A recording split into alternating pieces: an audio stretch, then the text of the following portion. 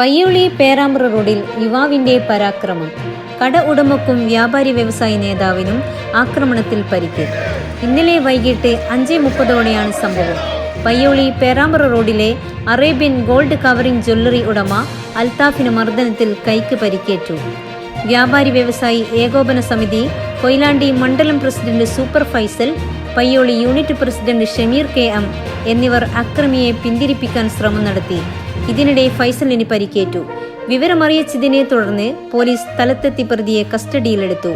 എന്നാൽ സ്റ്റേഷനിലെത്തിയ ഇയാൾ പോലീസിന് നേരെയും തട്ടിക്കയറി. ലഹരി ഉപയോഗിക്കുന്ന ആളാണെന്നതിനാൽ ചികിത്സക്കായി ബന്ധുക്കളുടെ കൂടെ പോലീസ് വിട്ടയച്ചതായി പറയുന്നു. എന്നാൽ സ്റ്റേഷനിൽ നിന്നിറങ്ങി ആക്രമം നടത്തിയ കടയിലേക്ക് തന്നെ തിരിച്ചുപോയി ബോർഡുകൾ അടിച്ചു തകർത്തു. വീണ്ടും പോലീസ് കസ്റ്റഡിയിലെടുത്ത ശേഷം വീണ്ടും ചികിത്സക്കായി വിട്ടയച്ചതായും പറയപ്പെടുന്നു. ലഹരിക്ക് അടിമയാണെന്ന് ബോധ്യപ്പെട്ടിട്ടും പോലീസിന്റെ തെറ്റായ സമീപനത്തിനെതിരെ വ്യാപാരികളിലും നാട്ടുകാരിലും പ്രതിഷേധം ഉയർന്നിട്ടുണ്ട്.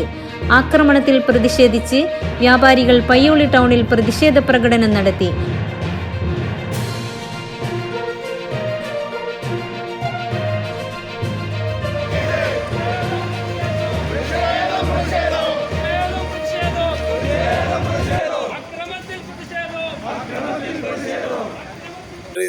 എൻ്റെ സ്ഥാപനത്തിനടുത്തുള്ള മൊയിലാഞ്ചി ഗോൾഡ് കവറിങ്ങിൽ അൽത്താഫ് എന്ന ആളുടെ കടയിൽ ഒരു പ്രശ്നം നടന്നപ്പോൾ സ്വാഭാവികമായിട്ടും എൻ്റെ അടുത്തുള്ള കടക്കാരനും വ്യാപാര വ്യവസായൻ്റെ ഒരു പ്രതിനിധി എന്ന നിലയ്ക്ക് ഞാൻ യൂണിറ്റ് പ്രസിഡന്റ് പോയി അവിടെ കാര്യങ്ങൾ അന്വേഷിക്കുകയും അപ്പോൾ ഈ പ്രശ്നക്കാരൻ ഞങ്ങളോട് കയർത്ത് സംസാരിക്കുകയും ഞങ്ങൾ ആക്രമിക്കുകയും ചെയ്തു.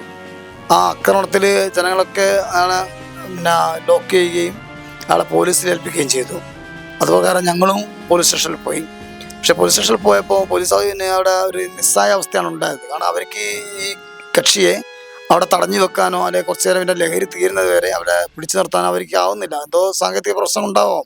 പക്ഷെ അവർ ശരിക്ക് പോലീസാണ് അയാളെ മെഡിക്കലിന് കൊണ്ടുപോകേണ്ടത്. പക്ഷെ അതിന് പകരം അദ്ദേഹത്തിൻ്റെ സുഹൃത്തുക്കളെ കൂടെ മെഡിക്കലിന് പറഞ്ഞേക്കുകയും ആ ഹോസ്പിറ്റലിൽ നിന്ന് എന്തൊക്കെയോ ഇഷ്യൂസ് ഉണ്ടാക്കിയിട്ട് വീണ്ടും അതേ സ്ഥാപനത്തിൽ വന്നുകൊണ്ട് വീണ്ടും പ്രശ്നം ഉണ്ടാക്കിയപ്പോൾ ജനങ്ങളൊക്കെ കൂടി അവനെ വീണ്ടും സ്റ്റേഷനിലെത്തിച്ചു. സ്റ്റേഷനിൽ നിന്നും എല്ലാവരെയും അസഭ്യം പറയുകയും കൂടുതൽ വയലൻ്റ് ആകുകയും ചെയ്തപ്പോൾ ഡീഅഡിക്ഷൻ സെൻ്ററിൽ ആക്കണമെന്ന് പറഞ്ഞുകൊണ്ട് അവൻ്റെ സുഹൃത്തുക്കളും റിലേറ്റീവൊക്കെ കൊണ്ടുപോയി എന്നാണ് അറിയാൻ കഴിഞ്ഞത്. അപ്പം എനിക്കറിയാൻ കഴിഞ്ഞത് ഞാൻ പറയുന്നത് ഇത്തരത്തിലുള്ള വ്യക്തികളെ അതിൻ്റെതായ രീതിയിൽ പോലീസ് അതിനുള്ള ശിക്ഷാ നടപടി സ്വീകരിക്കുകയോ അല്ലെങ്കിൽ പൊതുജനങ്ങൾ മുൻകരുതലെടുക്കുകയോ ചെയ്തില്ലെങ്കിൽ ഭാവിയിൽ വ്യാപാരികൾക്കും പൊതുജനങ്ങൾക്കും ഇതൊരു ഭീഷണിയായിരിക്കും. പ്രത്യേകിച്ച് പോലീസിൻ്റെ ഭാഗത്തുനിന്ന് ഒരു കരുതൽ അല്ലെങ്കിൽ സംരക്ഷണം ഞങ്ങൾക്ക് ലഭിക്കണം. ലഭിച്ചില്ലെങ്കിൽ നമ്മൾ എന്താ പറയുക, ഇത്തരത്തിലുള്ള ഇനിയും പ്രശ്നങ്ങൾ നാളെ വ്യാപാരികൾക്ക് നേരെയും പൊതുജനങ്ങൾക്ക് നേരെയൊക്കെ ഉണ്ടാവാൻ സാധ്യതയുണ്ട്. അപ്പോൾ ഈ ലഹരിക്കെതിരെ ഒരു പോരാടാനുള്ള കമ്മിറ്റികളൊക്കെ നമ്മുടെ നാട്ടിലുണ്ടാകുന്നുണ്ട്. ഇവരൊക്കെ തന്നെയും എല്ലാവരും ഒന്നിച്ച് കൂട്ടായി പ്രവർത്തിച്ചുകൊണ്ട് ഈ ലഹരിക്കെതിരെ എല്ലാവരും സംഘടിച്ചില്ലെങ്കിൽ നമ്മുടെ നാട് നാളെ മറ്റൊരു രീതിയിലേക്ക് പോകുന്ന കാര്യത്തിൽ യാതൊരു സംശയവുമില്ല.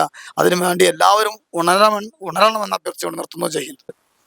അവിടെ ഞാനും അതുപോലെ തന്നെ മുൻ പ്രസിഡന്റ് വ്യാപാര വ്യവസായന്റെ പ്രസിഡന്റാണ്, ഇപ്പോഴത്തെ പ്രസിഡന്റാണ് ഞാൻ. മുൻ പ്രസിഡന്റ് ഫൈസൽ കെയും ഞാനും കൂടിയാണ് പോയത്. അപ്പോൾ ഈ ഒരു ആക്രമിക്കാൻ വരുന്ന സംഘത്തിനോട് ഞങ്ങൾ പറഞ്ഞു, നിങ്ങൾക്ക് എന്തെങ്കിലും പ്രശ്നം ഉണ്ടെങ്കിൽ അത് പോലീസ് സ്റ്റേഷനിൽ പോയി പറയുക. വ്യാപാര സ്ഥാപനങ്ങളിലേക്ക് കടന്നു കയറി ആക്രമിക്കാൻ ഞങ്ങൾ അനുവദിക്കില്ല എന്ന് പറഞ്ഞ് ഞങ്ങൾ അവിടെ നിന്നു. ഒരു കാരണവുമില്ലാതെ അസംഭവ്യം അത്രയും തോന്നിവാസങ്ങൾ വിളിച്ചു പറയുകയും ഞങ്ങളെ ആക്രമിക്കാൻ ശ്രമിക്കുകയും ചെയ്തു. അവസാനം ഞങ്ങൾ മാക്സിമം ആ ഒരു രീതിയിൽ നിന്ന് നമ്മൾ ഒഴിഞ്ഞു മാറാൻ ശ്രമിച്ചെങ്കിലും അവൻ്റെ കയ്യിലുള്ള ഒരു വടി പോലത്തെ സാധനം കൊണ്ട് നമ്മളെ മുൻ പ്രസിഡന്റ് ഫൈസൽ ഖാനെ അടിക്കുകയാണ് ചെയ്തത്. അദ്ദേഹത്തിൻ്റെ കണ്ണടയും വാച്ചും അടിച്ച് തെറിച്ചുപോയി. അപ്പോൾ അതിനുശേഷം ഈ വ്യക്തി ഓടിയപ്പം നാട്ടുകാരൊക്കെ പിടിച്ച് വെച്ച് പോലീസ് സ്റ്റേഷനിലേക്ക് ഏൽപ്പിക്കുകയാണുണ്ടായത്. അപ്പോൾ പോലീസ് സ്റ്റേഷനിലേക്ക് അവർ കൊണ്ടുപോയി. പോലീസ് സ്റ്റേഷനിലേക്ക് പോകുന്ന സമയത്ത് നമ്മുടെ പ്രസിഡന്റും പോലീസ് ജീപ്പിലേക്ക് കയറി. അവിടെ എത്തിയപ്പോൾ വളരെ പ്രയാസം തോന്നിക്കുന്ന സംഭവങ്ങളാണ് അവിടെ ഉണ്ടായത്. അവിടെ നിന്ന് ഈ വ്യക്തി ഈ സ്റ്റേഷന്റെ ഉള്ളിൽ നിന്നും പുറത്തേക്ക് ഇങ്ങനെ അങ്ങോട്ടും ഇങ്ങോട്ടും ഓടിക്കൊണ്ട് ഞങ്ങളെ നോക്കി ആക്രോശിക്കുകയാണ്. നിങ്ങളെ കാണിച്ചു തരാം, ഞാൻ പുറത്ത് വരട്ടെ, നിങ്ങളെ എനിക്കറിയാം എന്ന് പറഞ്ഞ് പേര് വിളിച്ചിട്ടും അതുപോലെ തന്നെ സ്ഥാപനത്തിന്റെ പേര് പറഞ്ഞിട്ടൊക്കെയാണ് ഇദ്ദേഹം നമ്മളെ ഭീഷണിപ്പെടുത്തുന്നത്.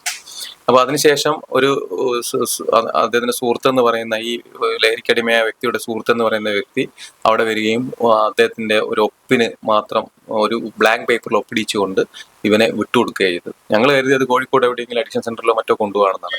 പക്ഷെ പയ്യോളിയിലെ സ്വകാര്യ ഹോസ്പിറ്റലുകളിൽ കൊണ്ടുപോയി അവിടെ നിന്ന് ഹോസ്പിറ്റലിൽ നിന്ന് പ്രശ്നമാക്കിയതുകൊണ്ട് അവരവിടെ നിന്ന് ഒഴിവാക്കി വീണ്ടും ഈ സ്ഥാപനത്തിൽ വന്ന് അവിടുത്തെ ബോർഡും ബാനറും കീറുകയും അവിടെ പിന്നെയും ഒരു ഭീകരാന്തരീക്ഷം സൃഷ്ടിക്കുകയും ചെയ്തു എന്ന് ഞങ്ങൾക്ക് ഫോൺ കോൾ കിട്ടി. അപ്പോൾ ഞങ്ങൾ അവിടുന്ന് സിഐനോട് പറഞ്ഞു, നിങ്ങൾ എന്താ ഇങ്ങനെ കാണിക്കുന്നത്, അവിടെ പോയിട്ട് വീണ്ടും അവിടെ അടിച്ച് ഷോപ്പിന്റെ ബോർഡൊക്കെ തകർക്കുന്നുണ്ട് എന്നൊക്കെ പറഞ്ഞപ്പോൾ പിന്നെ പോലീസുകാരെ വിളിച്ചു പറയുന്നുണ്ട്. പക്ഷേ പോലീസുകാരെല്ലാം അവിടെ തിരിച്ചു കൊണ്ടുവന്ന് അവൻ്റെ ഒരു സുഹൃത്താണ് ഒരു ബൈക്കിൽ അവിടെ ഇറക്കി ആ സുഹൃത്ത് പോവുകയും ചെയ്തു.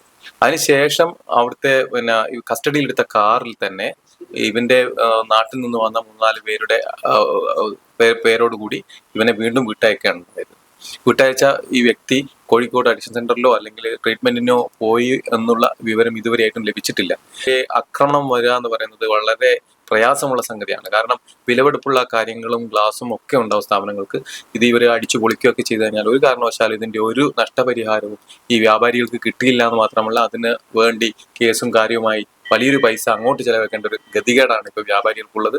അതുകൊണ്ട് ഗവൺമെന്റും ഇതിലൊരു ശ്രദ്ധ കേന്ദ്രീകരിക്കണം. ഇതിന്റെ നഷ്ടപരിഹാരങ്ങളും കാര്യങ്ങളും അതുപോലെ ഇതിന്റെ ആ ഒരു പിന്നെ ശിക്ഷാ നടപടികളിലും വലിയ രീതിയിൽ തന്നെ ഒരു നടപടികളായി മുന്നോട്ട് പോയിട്ടില്ലെങ്കിൽ ഇത്തരത്തിലുള്ള പ്രവർത്തനങ്ങൾ ഇനിയും ടൗണുകളിൽ ആവർത്തിക്കുകയും ഇത് വരും നമ്മളെ ജസ്റ്റ് ഒരു ഇടപെട്ടത് കൊണ്ട് ഇത് ഈ രീതിയിൽ തീർന്നു, അല്ലെങ്കിൽ നമ്മൾ മറ്റുള്ള സ്ഥലങ്ങളിൽ കാണുന്നത് പോലെ ആരെങ്കിലും കുത്തിക്കൊല്ലുകയും അതുപോലെ തന്നെ കഴുത്തറക്കുകയും ചെയ്യുന്ന ഒരു അന്തരീക്ഷത്തിലേക്ക് പയ്യോളി പോകും.